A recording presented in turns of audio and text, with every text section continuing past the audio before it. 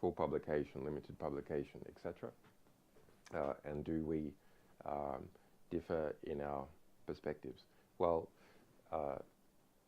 Edward Snowden is a whistleblower. He committed a very important and brave act, which we fully supported to the degree that I arranged with our legal team to get him out of Hong Kong and to a place of asylum. Now, not a single other media organization did that, not The Guardian, which had been publishing his material, not Amnesty, not Human Rights Watch, not even any other institution from a government. So WikiLeaks, as a small investigative publisher, which understands computer security, cryptography, the National Security Agency, which I've been publishing about for 10 years, sorry, more than 10 years, and asylum law because of my situation. So we can't have a situation where Edward Snowden ends up in a position like Chelsea Manning and is used as a general deterrent to other whistleblowers stepping forward. And he would have been imprisoned at any moment in Hong Kong, and would have then been sold to the world as, well, look, if you're trying to do something important as a whistleblower, your voice will be stopped, you'll be placed in prison in very adverse conditions. We wanted the opposite. We wanted a general incentive for others to step forward. Now, that's for philosophical reasons. It's because we understand the threat of mass surveillance. But it's also very understandable for institutional reasons. WikiLeaks specializes in publishing what whistleblowers reveal. And if there's a chill on sources stepping forward, that's not good for us as an institution. On the other hand, if people see, yes, it's good for sources to step forward, then there'll be more of them. On the full publication versus extremely limited publication, well, Edward Snowden hasn't really had a choice.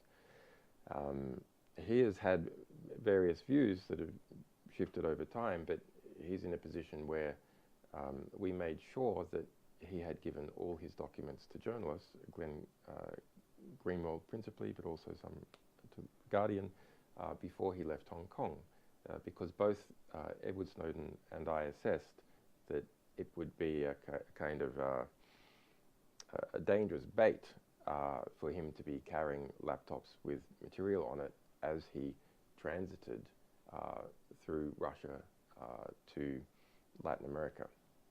That might be something that would cause the Russians to hold him. So we made sure he had nothing. So actually, since the point of those initial disclosures, Edward Snowden hasn't been able to control how his publications have been used. He's been a very important voice in talking about the importance of different aspects of them, but he's had no control. The result is that more than 97% of the Snowden documents have been censored.